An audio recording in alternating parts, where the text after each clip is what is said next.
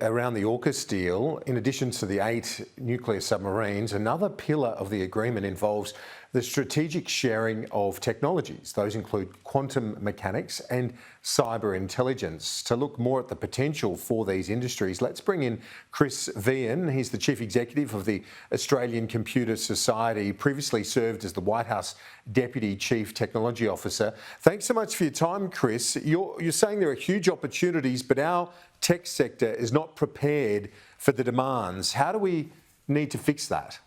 I think we focus on about 4 prime areas. The first, of course, is to make sure that we have enough people, a diverse set of what we call technology talent. And we are wholly unprepared for that diversity and that tech talent right now. So we have some work to do there. I think in addition to that, we need to look at our homegrown or domestic pathways and look at our educational systems to determine how better we can create the workforce of the future, and how we not only do that in a traditional sense, but we also look at how we can reskill and upskill so many people who want to work in the technology space that just can't. And the last is that I think we need to really be partnering with a whole group of organizations and people currently working in Australia around how we can more ethically or even morally use technologies like artificial intelligence to ensure that the outcomes are the right outcomes for Australia. Does there need to be a government oversight or initiative on this to not just work out what industries, but to coordinate the response to ensure that we are developing the capability, the capacity in the areas necessary? You know, I think we're seeing great leadership by Minister Ed Husic in this area, working across the country, across boundaries, across sectors everywhere in order to be kind of that impatient convener of bringing everybody together. But I do think that what is needed is this joint approach. So it's an all hands on deck, to use an Obama phrase. We need to have all sectors and all levels within each sector working together.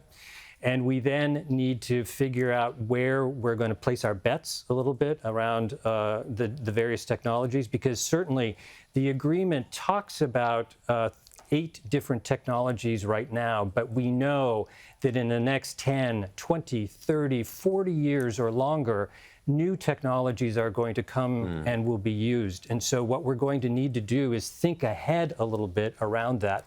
So certainly, to answer your question, government leadership, absolutely necessary. Whether we need another commission, not so sure. I think we need, though, as a community to come together. And if we can do that, I think we will have greater longevity and an ability to create an integrated, collaborative approach.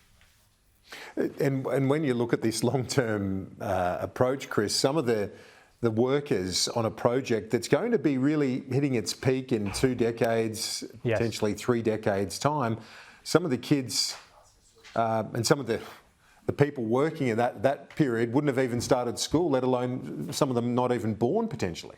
Exactly. And so, the government anticipated this problem and set up 4 different schools in South Australia. And I think the first school is actually starting to be built, and kind of a feeder system, if you will, or a pathway into solving this problem. And we applaud that. We think that's a great, great opportunity.